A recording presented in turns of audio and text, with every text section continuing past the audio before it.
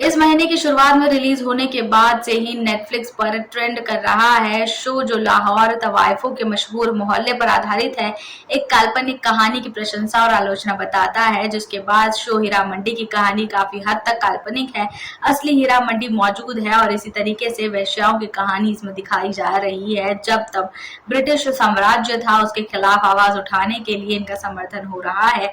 तवाइफों के प्रदर्शन के बाद स्वतंत्रता संग्राम में जुड़ जाती हैं। भंसाली की हीरा मंडी अदिति राव हैदरी 6 प्रमुख पात्रों के साथ ये चली है, जिसके बाद बिप्पो जान, मल्लिका जान के कोठे पर तवाइफों का आना जाना और बड़े नवाबों से उनका मेल जोल, जिसके बाद क्रांतिकारियों से उनका गुप्त रूप से जुड़ना काफी बड़ा दिखाया जा रहा है। आप भी नजर डालिए इस पर और बने रहिए हमारे साथ। संजय लीला भंसाली की हीरा मंडी द डायमंड बाजार, इसके कलाकार लगातार सुर्खियां बटोर रहे हैं। एक अन्य साक्षात्कार में शर्मिन सहगल ने बताया है कि भंसाली की भतीजी तो है, लेकिन उनके साथ कोई भी प्रेम से व्यवहार नहीं किया गया। उसके बाद उनकी श्रृंखला ने निर्माण के दौरान विशेष उपचार दिया था। द इंडियन एक्सप्रेस में उन्होंने बात करके बताया है कि कैसे उन सवालों के जवाब दिए गए जो उन्हें पूछे गए थे। भंसाली के संबंध में उन्होंने बताया कि वे बिल्कुल भी अच्छे से बात नहीं करते थे। उनको सेट पर काफी डांट पड़ी और इसके बाद भी प्यार मिला।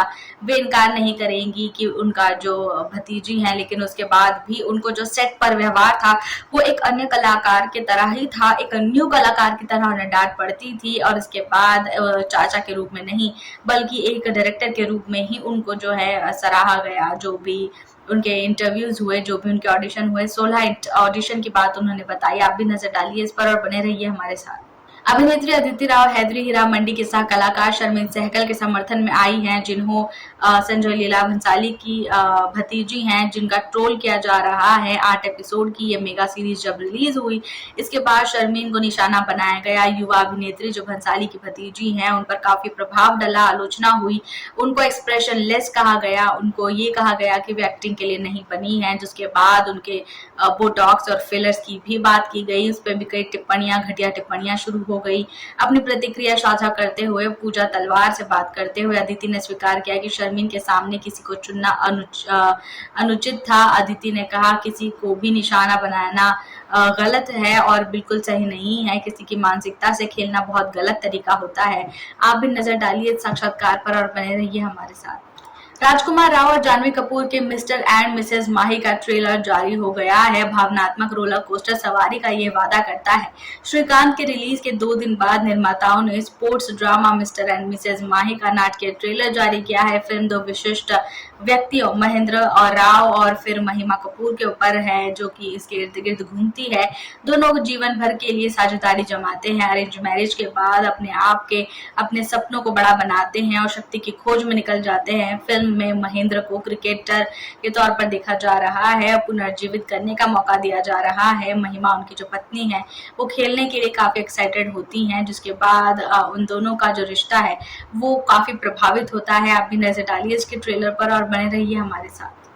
अभिनेता अनूप सोनी ने रविवार को कहा है कि सोशल मीडिया पर आईपीएल सट्टेबाजी को बढ़ावा देने वाले उनका एक वीडियो जो है वो रिलीज होगा, पूरी तरह से फर्जी, और उन्होंने प्रशंसकों के साथ इंटरनेट पर हेरफेर सामग्री में सावधानी रखी है, चेतावनी बढ़ती है।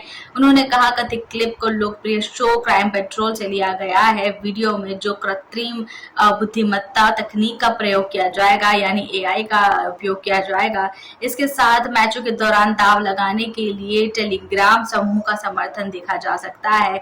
सोनी ने कहा है कि अपराधों को और इनके हितों में जो पूर्ण ध्यान है वो रखा जाएगा।